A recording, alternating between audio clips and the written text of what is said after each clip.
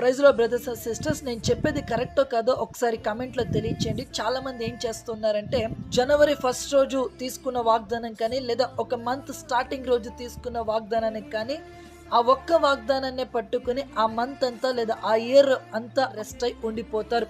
అది తప్పు.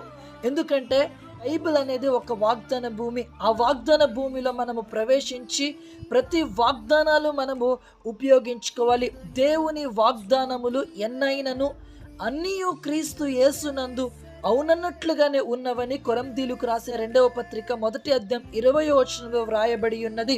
కాబట్టి ప్రతి వాగ్దానాలు మన మేలు కొరకే ఇవ్వబడ్డాయి కనుక ప్రతి వాగ్దానాలను మనం ఉపయోగించుకోవడము కరెక్ట్ అంటారా కాదంటారా? ఒక్క వాగ్దానం పైనే ఉండిపోవడం కరెక్ట్ కాదు. అన్ని వాగ్దానాలు దేవుడు మనకిచ్చారు. అన్ని వాగ్దానాలను మనం ఉపయోగించుకున్నప్పుడే మన జీవితంలో గొప్ప వృద్ధిని, కార్యసిద్ధిని మనం చూడగలం, ఆదరించబడతాం, ఆశీర్వదించ